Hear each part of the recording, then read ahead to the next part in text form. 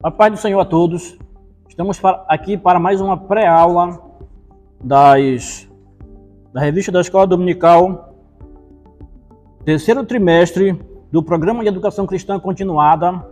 E este trimestre fala sobre os livros de 1º e 2º Samuel. A lição que vamos tratar é a lição de número 11, que tem como título A Queda e Restauração de Davi. Está em 2 Samuel, capítulo 11 e capítulo 12. Os nossos objetivos que a lição nos proporciona é a compreensão da realidade da tentação, é o que vai ser observado na lição.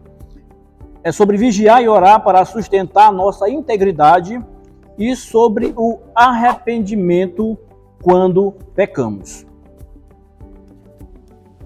O nosso texto áureo: então disse Davi a Natã: pequei contra o Senhor. Disse Natã a Davi: também o Senhor te perdoou o teu pecado, não morrerás. A verdade prática nos diz: nunca devemos ignorar nossas fraquezas, mas tratá-las com vigilância e oração. O nosso primeiro tópico, ele começa falando sobre o caminho da queda. Mas é importante também a gente observar que quando a gente vai ler a Bíblia e sobre os seus personagens, a gente observa que a Bíblia ela é perfeita no que diz respeito a pintar, a descrever, a contar a história desses personagens. Como assim? Porque a história mostra esses personagens nos seus, vamos dizer assim, nos seus voos de águia, nos seus pontos mais altos, mais bonitos, mais interessantes, mas também mostra sobre esses personagens o seu momento de porco na lama, o seu momento ruim. Então ele mostra os dois lados, o lado bom desse pessoal, que são exemplos que nós observamos, mas o lado ruim também. Estas histórias que estão na Bíblia, a gente pode perguntar assim, mas por que a Bíblia mostra coisas tão feias de pessoas tão importantes, tão interessantes, tão exemplares? É porque essas histórias que estão na Bíblia, elas foram escritas simplesmente para nós, para a gente observar essas histórias e fazer a aplicação no sentido positivo, aplicar o que é correto e deixar de aplicar aquilo que não é correto. Primeiro ponto que a gente precisa observar é que Davi era crente. E é importante a gente contextualizar a lição, trazer para o nosso momento, para fazer uma aplicação nos nossos dias, na nossa vida. Se não houver aplicação, a lição, o texto bíblico deixa de ser importante. O nosso primeiro subtópico vai falar sobre a ociosidade. Em 2 Samuel, capítulo 11, versículo 1, diz assim: decorrido um ano, no tempo em que os reis costumam sair para a guerra, enviou Davi a Joabe e seus servos com ele, e a todo Israel, que destruíram os filhos de Amon e sitiaram Rabá. Porém, Davi ficou em Jerusalém. A gente pode observar aqui uma relação, eu diria até direta, com 1 Coríntios, capítulo 10, versículo 12. Paulo escreve para os crentes de Corinto, dizendo que aquele, pois, que pensa em estar em pé, veja que não caia. Cair é tão rápido, é tão, de certo modo, estratégico, é tão de uma ação impensada, que quem pensa que está em pé, quem tem o pensamento, a ideia que está por cima, que está em pé, é importante ficar atento, porque já pode ter caído e nem percebeu. A situação de Davi, ela foi se desenvolvendo aos poucos, chegou em um ponto, não começa exatamente no momento em que ele está ali, que ele deixa de ir para a guerra. A situação dele começa bem antes, quando ele pratica alguns fatos antes disso. Mas o fato da ociosidade dele trouxe problemas de forma mais direta. Para a gente pode observar que a autoconfiança traz relaxamento, traz um relaxamento numa hora imprópria. A autoconfiança nos torna suscetíveis à queda. Estar no campo de batalha evita o ócio. Estar envolvido com a prática, com o trabalho, no caso, com a aplicação prática na obra de Deus. Estar envolvido com a obra de Deus, com o trabalho do Senhor, nos faz evitar o ócio, nos deixa em condição de não estarmos numa situação de indefesos, porque estamos envolvidos, estamos trabalhando, estamos ativos. E não era dessa forma que Davi estava. Davi estava em um estado de ócio, de não fazer nada, de ociosidade. E ao invés de estar na batalha com os seus soldados, ele estava em casa. Porque já se achava, tinha a ideia que tinha conquistado tudo que podia ter conquistado, talvez, e agora já podia se dar o luxo de relaxar, de ficar em casa, enquanto os outros iam à batalha. E aí foi um grande problema dele, e aí é um grande problema de muita gente hoje também no meio cristão, que é o meio onde estamos envolvidos. E aí eu pergunto a você, e pergunto para mim também, você está na batalha ou você está no palácio? Nós estamos envolvidos na batalha ou estamos relaxando no palácio? Porque já achamos que fizemos muito. É importante parar para observar esse detalhe. Parar na vida cristã, deixar de caminhar, parar na vida cristã, é como parar de pedalar numa bicicleta. Se você está numa bicicleta, se você para de pedalar, mas continua em cima da bicicleta, em algum momento você vai cair. Então, o correto é não parar de pedalar. O correto é continuar na batalha, não sair da batalha, porque de uma forma ou de outra estamos sempre em batalha. Então, quando paramos, é como que parássemos de pedalar uma bicicleta. Nós vamos cair com certeza.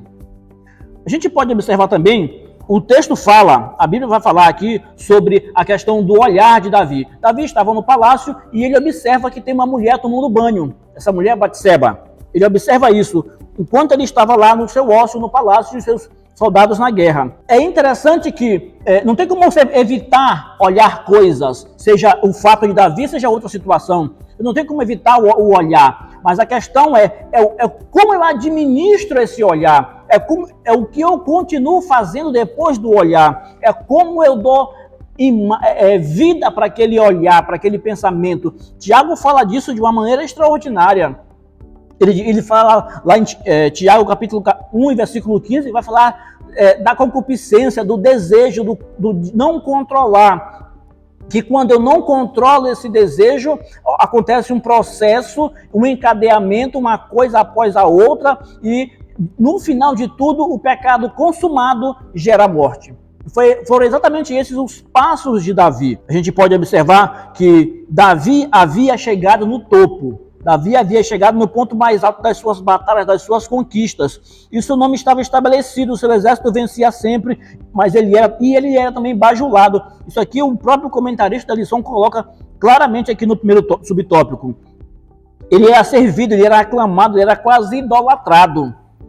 Esse talvez seja, possivelmente, é o pior momento de um conquistador, o pior momento na vida do crente, o pior momento na vida de um líder, na vida de uma pessoa que conquistou muita coisa. É quando ele acha que chega no topo, que não precisa mais fazer nada e que agora ele tem que relaxar e desfrutar de tudo que ele conseguiu.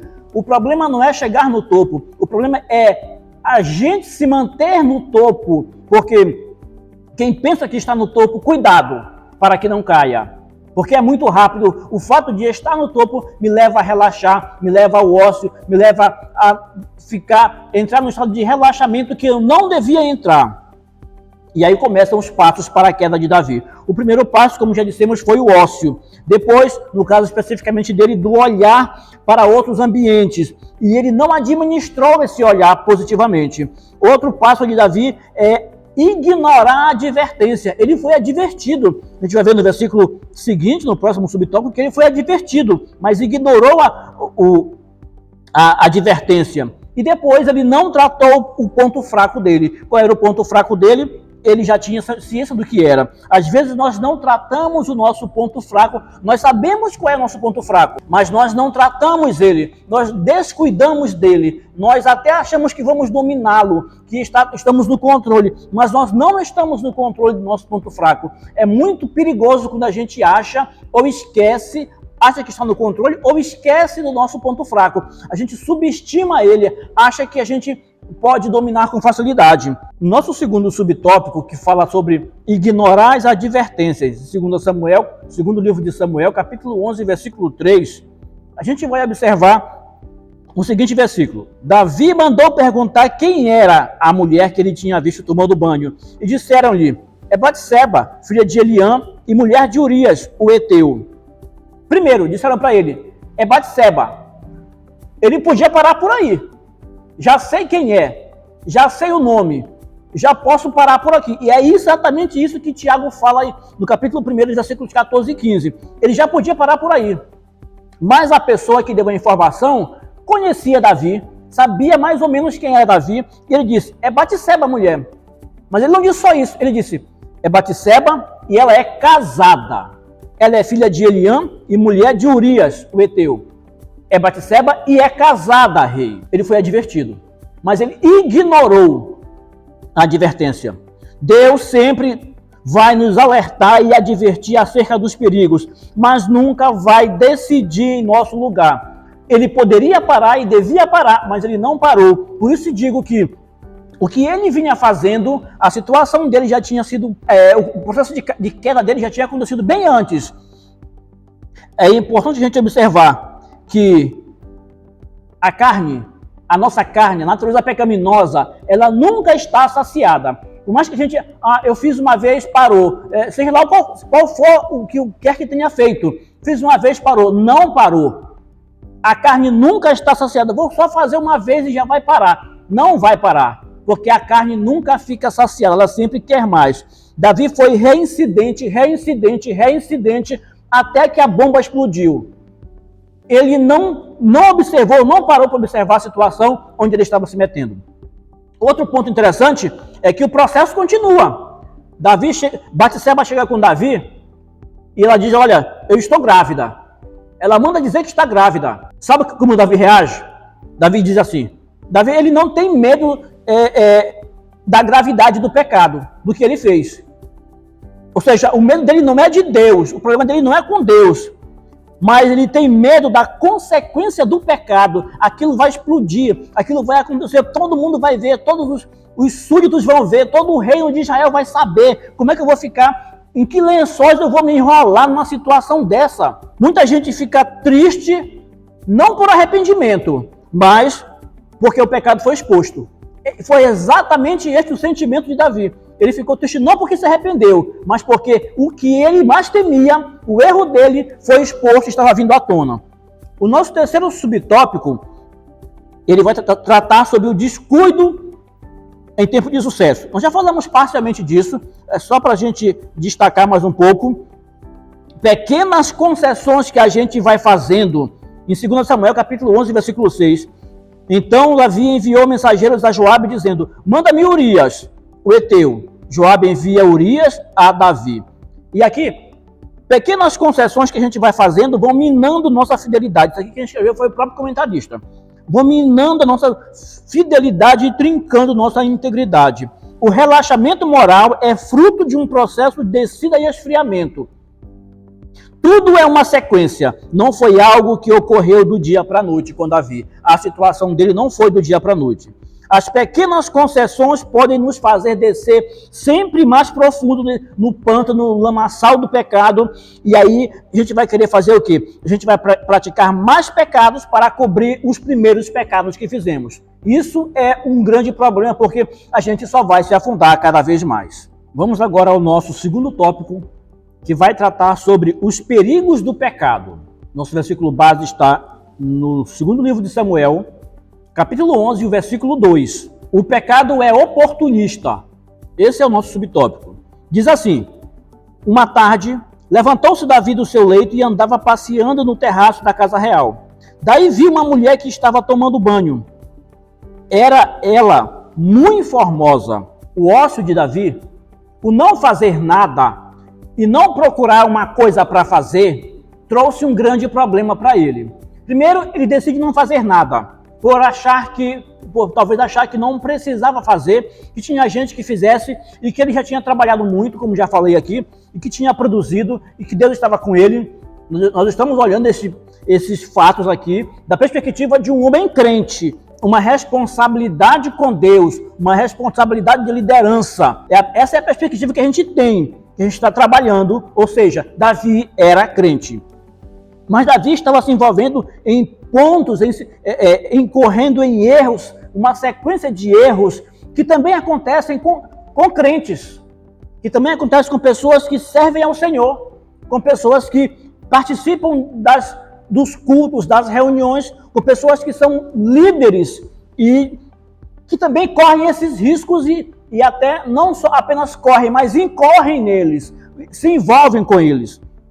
Então, o não fazer nada, o ócio, a falta do que fazer é uma oportunidade e é porta aberta para o pecado. Davi está nessa situação, deixa de se envolver na obra de Deus, na qual ele devia estar envolvido, deixa de agir da forma que deveria agir na condição de crente, na condição eu vou chamar de cristão, o termo não existia na época, mas só para contextualizar, na condição de crente, ele devia estar envolvido nas obrigações que Deus colocou para ele, que era administrar o reino, que era levar o povo a viver uma vida correta. Diferente do povo no tempo de Eli, ele tinha uma obrigação de agir diferente de Eli, de agir diferente de quem já tinha passado antes, e agora desenvolver um trabalho que Deus queria que ele desenvolvesse, um trabalho diferente do trabalho de Eli, um trabalho diferente do trabalho de Saul,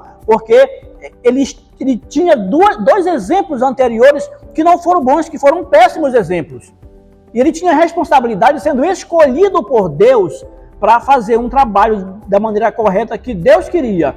Deus o considerava como sendo alguém de acordo com o coração de Deus, alguém de quem Deus se agradava, que tinha um comportamento que Deus via, olhava o coração. Tanto que quando ele foi ser chamado para ser rei, ser ungido rei por Samuel, Deus deixou claro, eu vejo o coração, e eu vejo o coração dele, não é nenhum desses que já passaram por aí, é esse que eu estou chamando, que está escondido, que está no campo.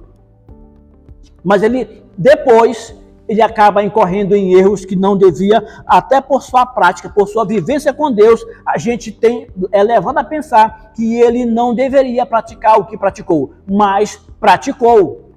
A gente vai ver mais na frente esse tipo de comportamento, como é que pode ser explicado. Nós temos aqui o nosso segundo subtópico, que vai tratar sobre a sedução do pecado. O pecado é sedutor. 2 Samuel, capítulo 11 e o versículo 14. Diz assim: pela manhã, Davi escreveu uma carta a Joabe e lhe mandou por mão de Urias. O que aconteceu para chegar nesse ponto? A gente viu no versículo antes que o próprio rei manda chamar Urias lá no campo de batalha. No versículo 6, 2 Samuel 11, 6, que ele manda chamar Urias no campo de batalha. Por quê? Já tinha acontecido, Davi já tinha deitado com a mulher de Urias, a mulher estava grávida, e agora ele tinha que dar um jeito para esconder o que tinha acontecido. Ele manda chamar Urias para que Urias passe uns dias em casa, e assim, deite com a própria mulher e ponha na conta de Urias o filho que era de Davi, para ele poder se livrar da situação e ficar bem. Ele não podia se queimar, na cabeça dele, ele não podia se queimar com o povo. Ele não podia se queimar com o reino. Ele não podia se envolver em coisas erradas no reino. Mas ele esquecia que, para ele desconsiderava Deus. Ele poderia até vamos dizer assim, se queimar com Deus. Fazer uma coisa que não era interessante, pecar contra Deus. Mas ele achava, ou nem pensava nisso, mas ele não queria ter problemas com o povo, dentro do reino, coisas que ele pudesse não administrar, e ele, como é que ele ia ver o povo todo dia, olhar para o povo, e o povo ia falar dele pelas costas? Para Deus não. Deus, ele não ia ver todo dia mesmo, ele não ia ver Deus fisicamente, então ele não tinha problemas, mas o povo ele ia enxergar fisicamente, então aquilo que acontecia na frente do povo tinha que ser resolvido. Eu não vou para casa, eu não vou me deitar, eu não vou dormir, eu não vou fazer, eu nem vou para casa, porque o meu líder, meu comandante está na guerra, os meus colegas soldados estão dormindo no relento na batalha, a arca do Senhor está num lugar lá improvisado, e eu vou ficar em casa comendo e dormindo? Não, isso não faz sentido. Eu ia dizer que ele foi mais justo que Davi, mas não, ele foi justo. Davi não foi. Ele tinha um pensamento voltado entendendo que a vontade de Deus não era aquela. Não era justo fazer o que estava fazendo, mas Davi não pensava que era justo. Tanto que ele pega, quando ele diz que não vai fazer, que não tem condições de fazer aquilo, ele chama o próprio Urias, dá bebida, tenta mais uma coisa, mais uma alternativa. Bebe com ele, deixa Urias um tanto bêbado, para que Urias vá dormir em casa. Mas mesmo assim, Urias não vai dormir em casa, Urias dorme por lá mesmo, onde ele estava. No outro dia, ele faz uma carta e manda Urias levar a carta para Joabe. E a carta vai dizendo que é para colocar Urias em uma posição desfavorável para que ele morra na batalha. Olha o crime que ele está planejando para acobertar outro crime. Olha o pecado que ele está fazendo para encobrir outro pecado. É perigoso quando a gente perde a noção do perigo com relação a Deus. É perigoso quando a gente perde a noção do que é pecado. A gente nem considera mais o que é pecado. E tem muita gente que se envolve de tal forma que perde a noção. Faz a primeira vez, sente um impacto grande. Faz a segunda vez, continua um pouco de impacto. Faz a terceira, faz a quarta, não sente mais nada. Eu costumo dizer que a porteira fica aberta. E aí é uma sequência de pecados. Não tem mais a noção do perigo, a noção do pecado que está praticando, daquilo que Deus pode vir contra ele, de que ele está agindo contra o próprio Deus. Que quando a pessoa chega nesse ponto, e Davi chegou nesse ponto, ele já estava dominado, tão dominado pelo pecado, que ele mandou a carta de morte de Urias pelo próprio Urias. Davi não tinha mais remorso, muito menos arrependimento. Existem pessoas que chegam nesse ponto, vão fazendo, que não tem mais remorso, nem sequer arrependimento, e continuam fazendo. O nosso terceiro subtópico, ele vai tratar sobre a insensibilidade do pecado. O pecado insensibiliza, nos torna não sensíveis. 2 Samuel capítulo 11, versículo 15. Escreveu na carta dizendo: põe Urias na frente da maior força de peleja e deixa-o sozinho para que seja ferido e morra. Olha a estratégia, vamos dizer assim, satânica de um servo de Deus. Davi era crente, mas olha o que tinha na cabeça dele, olha a estratégia dele para encobrir um pecado. Olha a sequência do envolvimento onde ele estava. Olha o lamaçal de pecado. Eu disse que a Bíblia mostra os seus personagens nos seus voos de águia, mas também mostra eles como porcos no lamaçal de pecado, na lama. Ele já estava na lama e nem percebia que estava na lama. A situação dele era muito grave. Mas ele, mesmo assim ele insiste, ele continua fazendo. Manda o líder da batalha preparar uma estratégia para que ele morra. A gente pode observar aqui no versículos 24 e 25 de Samuel, do segundo livro de Samuel, que na tentativa, como eu já falei, de encobrir o pecado com outras pessoas foram mortas. Observe que o que Joabe ia fazer? Joabe ia fazer uma estratégia, mas uma estratégia errada. Ele ia fazer uma movimentação de tropas de maneira incorreta. Ele sabia que era errado, porque ele era guerreiro, ele sabia que ele não devia ser feito. E nessa movimentação da tropa, Urias ia ficar exposto. E o que eles fizeram? Eles foram para cima, atacaram, sabendo que eles estavam em desvantagem. Mesmo assim, Joabe ordena um ataque nessa movimentação que ele fez. Os flecheiros lá da cidade, da fortaleza, contra-atacam. E o que acontece? Morre um bocado de soldado inocente que não sabia de nada que estava acontecendo. Mas morre Urias. Era exatamente isso que Davi queria ouvir.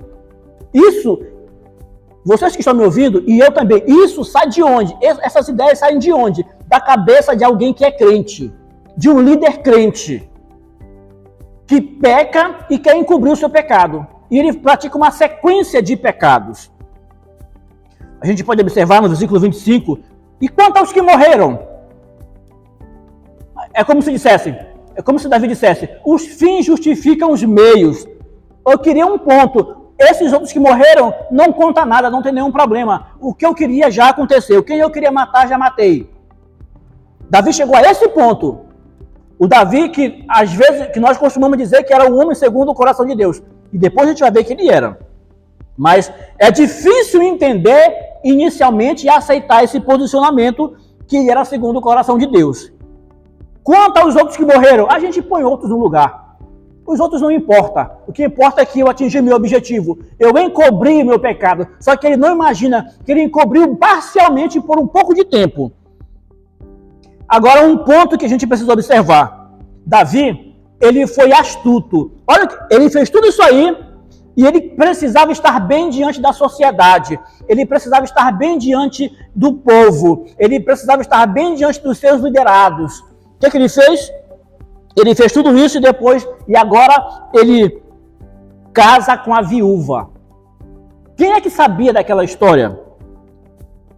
Quem não sabia, dizia assim, que legal, muito bom, ele casou com a viúva, fez a melhor coisa que ele poderia fazer, esse é o homem honrado, esse é o homem que faz correto, esse é o homem de respeito. Mas só 3 pessoas sabiam da história verdadeira. Todo o povo desconhecia o fato real. Só 3 pessoas sabiam. Só Davi sabia, só Batseba sabia e só Joabe possivelmente também sabia da história verdadeira. Ninguém mais sabia. Por isso todo mundo dizia, ele fez o que era correto, ele fez o que era legal, o que era certo. Porque eles não conheciam a história. Que Davi fica cerca de 1 ano com o pecado encoberto. Depois que isso acontece, ele casa com a mulher, toma por mulher Batseba, e ele vai viver com aquela situação de aquele pecado encoberto. Esse pecado fica encoberto por mais ou menos 1 ano, que é quando o menino nasce. E ele diz assim, depois de 1 ano, Deus chama Davi e confronta Davi. Davi não iria se manifestar a Deus, ao que tudo indica, ele não iria se apresentar a Deus admitindo o seu pecado. Deus teve que chamar ele para ele admitir o seu pecado. E ele diz o seguinte, depois que ele é chamado, ele fala lá no Salmo 51, enquanto eu me calei, os meus ossos envelheceram. Foi 1 ano de sofrimento na vida de Davi. 1 ano de sofrimento. E eu quero adiantar claramente aqui, você já deve saber disso. Mas eu preciso dizer isso. Deus não nos deixa quietos, tranquilos quando praticamos o pecado. Enquanto nós não resolvemos a nossa situação diante de Deus, Ele não nos deixa ter paz. Você sabe disso, porque você já pecou, todo mundo já pecou. Uns de forma mais bombástica, outros de forma menos bombástica, mas todos já pecaram. E enquanto nós não nos consertamos com Deus, o pecado fica martelando em nossa mente, nós envelhecemos. Davi diz, os meus ossos envelheceram. Salmo 32, ele fala isso aqui. Deus chama e confronta Davi para dizer a situação real dele. O nosso terceiro tópico, ele vai tratar da restauração de Davi. Observe que ele peca, ele sofre com o sofrimento e agora Deus vai trabalhar a restauração dele. No primeiro tópico, a gente viu sobre o caminho da queda. No segundo tópico, os perigos do pecado. E agora, no terceiro tópico, a gente vai ver sobre a restauração de Davi. Porque Deus não vai lhe deixar na lama. Preste bem atenção no que eu estou falando. Deus não tem o menor interesse de me deixar na lama, de deixar você na lama do pecado, não, de forma nenhuma. Ele tem o maior prazer em nos restaurar. Davi diz no Salmo 32 que enquanto ele omitiu o pecado dele, ele escondeu o pecado dele, ele encobriu o pecado dele, os seus ossos envelheceram, ele sofreu, ele teve noites sem dormir, ele ficou triste, ele não mais cantava como cantava antes, ele não era mais aquela pessoa alegre, ele não era mais o mesmo Davi. Davi não era mais o mesmo. Quando pecamos, o nosso comportamento não é mais o mesmo. Quando pecamos, nós nos escondemos de Deus. Quando pecamos, nós entramos em cavernas. Quando pecamos, praticamos coisas que nós nem imaginamos que faríamos com a intenção de nos escondermos. Mas a gente sabe que a gente não consegue se esconder de Deus. E Deus, quando a gente não se manifesta diante de Deus, que é o correto, Deus nos chama, nos traz para isso. E como é que ele fez com Davi? Ele chega com Davi em 2 Samuel, capítulo 12, versículo 12. Capítulo 12, versículo 12, é o encontro de Davi, de certo modo, com Deus. Porque por meio de Deus manda o profeta Natan para tratar com Davi a situação dele. Natan não sabia. Só quem sabia da situação até agora era o próprio Davi, Batseba e Joabe devia saber também, porque ele participou da estratégia de morte contra Urias. O texto diz, porque tu o fizeste em oculto, mas eu farei isto perante todo o Israel e perante o sol. Quando Natan chega com Davi, ele vai contar uma história para Davi. Ele tem que chegar em Davi de alguma forma. Ele temia chegar em Davi e dizer exatamente o que acontecia. Então ele tinha que achar uma forma. E Deus o instruiu com sabedoria. E ele chega com Davi dizendo, conta uma história para Davi. E ele vai contar para Davi que um homem era muito rico, tinha muitas ovelhas. E tinha outro homem que tinha só uma ovelha. E que ele cuidava muito bem daquela ovelha. E em um certo momento chega alguém na casa daquele homem rico e ele, ao invés de matar das suas próprias ovelhas, ele não faz isso. Ele pega a ovelha, a única ovelha daquela outra pessoa, mata aquela ovelha e serve de alimento para o seu convidado. E aí Natan pergunta para Davi, o que tu me diz desse homem? O que esse homem merece? Na verdade, antes dele perguntar, Davi foi logo dizendo, esse homem tem que morrer. Porque o texto bíblico fala que a ira de Davi subiu, ele ficou vermelho de raiva contra aquela injustiça que tinham feito aquele homem que tinha só uma ovelha, só que ele estava tão envolvido na situação, ou tinha esquecido, de certo modo, que aquilo era a vida dele, que ele disse, olha, eles têm que morrer, tem que aplicar a justiça, ele tem que morrer. E a Bíblia diz que lá em Deuteronômio, que o pecado de Davi era para a morte. Deuteronômio capítulo 2 e outras referências vão falar que era pecado para a morte. E ele tem que morrer, tem que aplicar a lei, esse homem tem que morrer. Então Natan chega e diz assim, olha, esse homem é tu, Davi. Olha a coragem desse crente para falar para outro crente que era o líder dele, digamos assim, que ele estava todo errado. Que ele tinha pecado, que ele tinha que se consertar, que ele tinha que mudar o comportamento, que ele tinha que mudar de vida. Apontar o pecado do líder. Eu sei, você deve estar pensando aí, isso é muito difícil. Eu imagino. Mas alguém tinha que ter coragem e Deus coloca Natan para fazer isso. E essa era a função de Natan, de certo modo. Ele era o líder espiritual daquele povo. E também ele era o líder espiritual de Davi, já que Davi era rei. Mas mesmo assim era complicado ter que fazer isso para um rei. E Davi não era simplesmente ele não era aquele reizinho, rei de bom coração, ele não era um Salomão que não teve combate. Davi era um rei de guerras, de batalhas, de combate, ele tinha muito sangue nas mãos. Mas mesmo assim Natan foi lá e disse, essa era a determinação de Deus para Natan. Ele tinha que dizer, ele tinha que mostrar, ele tinha que apontar o que estava errado. Quando ele diz isso, esse homem é tu, Davi, a gente costuma dizer, cai a ficha para Davi. E ele entende, a bomba explodiu. Natan sabe de tudo. E aí ele pensa, Deus mostrou para Natan. E aí ele pensa que ele entende, ele percebe o que ele fez de errado, o perigo da situação. Eu falei antes que ele estava preocupado mais com a consequência, por isso ele tentou encobrir. Agora não, ele está preocupado com o que Deus vai achar dele. E essa devia ser a primeira preocupação dele, mas não foi.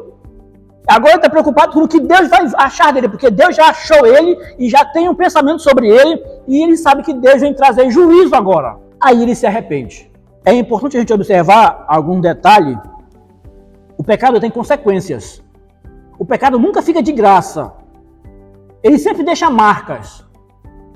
E você que está ouvindo, todos nós, no mínimo, se não temos em nós, no mínimo sabemos da história de alguém que tem marcas físicas, marcas psicológicas, marcas de alguma forma que são consequências do pecado, da vida errada que levou. Então o pecado tem consequências. E para curar a ferida, e agora começava em Davi o processo de cura, vamos dizer assim, para curar a ferida, o remédio pode ser bem doloroso. Foi doloroso para Davi, e é doloroso para qualquer um. O tratamento para Davi e para os seus foi doloroso e vergonhoso. Saiu muito caro para Davi. Davi, se tivesse entendimento de que o quanto ele pagaria pelo seu pecado, eu tenho certeza ele não praticaria. Mas nós nunca sabemos o potencial grande do pecado, tudo que vai acontecer. Nós sempre só vamos saber disso depois. E aí começa a restauração de Davi. O nosso segundo subtópico vai falar sobre o arrependimento. 2 Samuel capítulo 12, versículo 13, a parte A vai dizer: então disse Davi a Natã: pequei contra o Senhor. Ele se arrepende, ele entende seu erro e fala: eu pequei contra o Senhor, eu não devia ter feito isso, pequei contra o Senhor. O alvo da disciplina de Deus é corrigir o pecado. Quando Deus me disciplina, ele tem a intenção de me ensinar, de corrigir o meu pecado, de me corrigir. Esse era o alvo de Deus com relação a Davi, corrigir o erro dele, o pecado dele. E aqui eu quero destacar que todos nós pecamos.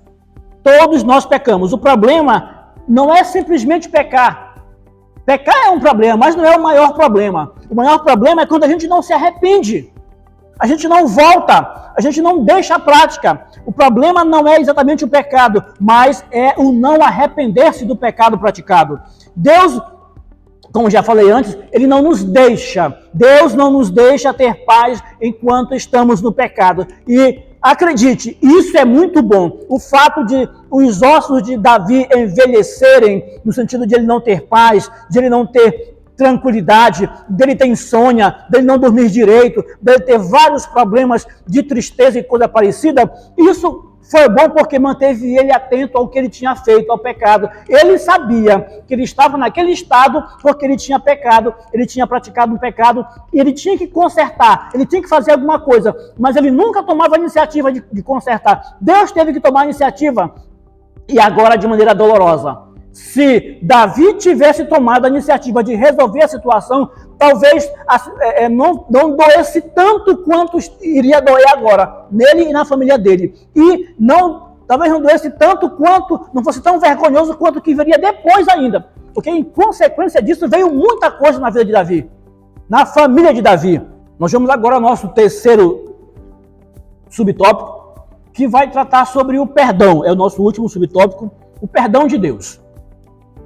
2 Samuel capítulo 12, versículo 13, a parte B do versículo 13 diz assim: disse Natã a Davi: também o Senhor te perdoou o teu pecado, tu não morrerás. Mas quando a gente vai para o versículo 14, a gente vai ver que agora Deus vai dizer tudo o que vai acontecer a Davi.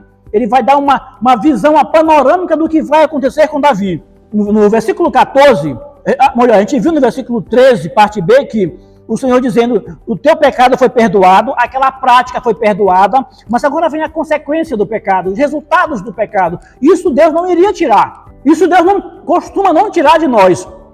Fizemos isso tem consequência. Não é o simples fato de que eu peço perdão e não tem consequências mais. Tem consequências sim. Eu pedi perdão, Deus me perdoou, mas as consequências virão. É importante a gente perceber que quando Davi vencia as batalhas, o nome do Senhor era exaltado, enaltecido. Quando Davi peca, o nome do Senhor é escarnecido. Quando nós oramos, pregamos, cantamos, o nome do Senhor é exaltado. Mas quando nós pecamos, o nome do Senhor pode estar sendo escarnecido. E isso vai ter uma consequência para nós. Isso vai ter um peso para nós. A gente vai observar no versículo 14 que mesmo Davi tendo o seu pecado perdoado, mas mesmo assim Deus vai dizer o que vai acontecer. O teu pecado foi perdoado, tu não vai morrer. Mas, o versículo 14 vai trazer essa linha de pensamento. Mas, como destes motivo ao escárnio, o teu filho vai morrer. Ele começa a cobrar agora. Por isso que eu falei antes, se Davi vai com Deus antecipadamente, admite o seu erro, pede perdão do seu pecado, se humilha, diz: Deus, eu pequei, eu fiz o que não devia fazer, tem misericórdia de mim, possivelmente muito disso não teria acontecido. Mas como ele não vai, agora Deus tem que vir a ele, e ele diz, agora ele começa a cobrar: eu perdoo o teu pecado, tu não vai morrer, mas o teu filho vai morrer.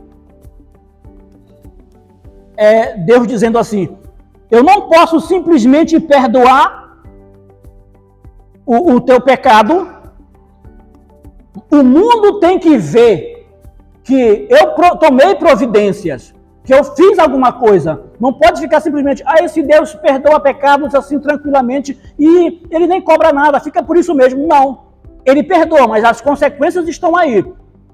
O povo, a população, o reino, os teus súditos têm que ver, as pessoas que escarneceram os outros povos têm que ver que eu tomo providências, eu não deixo a coisa ficar do jeito que está, de qualquer jeito. E ele começa dizendo que o filho de Samuel, o filho de Davi com Batseba vai morrer. E realmente ele morre. Não tem como evitar. Ele disse que ia morrer mesmo. Aí você pode pensar assim, muita gente pode pensar, Davi, depois de tudo que ele fez, ele não deve estar no mesmo céu que eu. Ele não deve nem estar no céu, porque ele fez muita coisa errada. Isso que ele fez é inadmissível. Indo observar ponto a ponto o que ele fez é inadmissível. Ele trouxe problemas até para depois, com relação a outro filho. Abateu-se uma situação tão complicada na vida de Davi, que ele se mostrou um pai tão fraco, que ele teve problemas com o próprio filho Absalão, teve problemas com outro filho, Amnon, e teve coisas horríveis depois disso aí acontecendo no seu reino. Tudo consequência do que ele tinha feito, e o próprio Deus disse que isso ia acontecer. E aí você pode perguntar assim, Davi não deve estar no céu, não é possível que Deus vai deixar um indivíduo desse estar no céu, depois de tudo que ele fez. Pois é, mas Cristo derramou o seu sangue por Davi, por Urias, por Batseba, por você, por mim, por todos nós. Isso é uma coisa extraordinária do amor de Deus, é a comprovação maior do amor de Deus. O pecado pede a morte, a gente sabe disso, é o que está escrito no texto. O filho de Davi com Batseba morreu em consequência do pecado do pai e da mãe. Mas traçando um paralelo, Jesus também morreu em consequência dos pecados de estranhos. E é por isso que nós estamos aqui. É por isso que o amor dele cobre, no sentido de perdoar, não de encobrir, mas de perdoar, de lavar. O sangue dele lava esses pecados todos, de todo mundo. Os seus, os meus, o de Davi, o de Batseba, o de Joabe, o de Urias, de todo mundo. Essa é a grandiosidade do amor de Deus. A nossa aplicação pessoal traz o seguinte: a única forma de vencermos e permanecermos em pé é através da vigilância, da oração, da submissão a Deus e a obediência à palavra de Deus. Essa é a maneira, essas são as formas de vencermos na vida cristã, na caminhada cristã, de permanecermos de pé na caminhada cristã. Essa é a única maneira, não tem outra forma, se não for vigiando, se não for orando, se não for sendo submisso à vontade de Deus e obediente à vontade de Deus.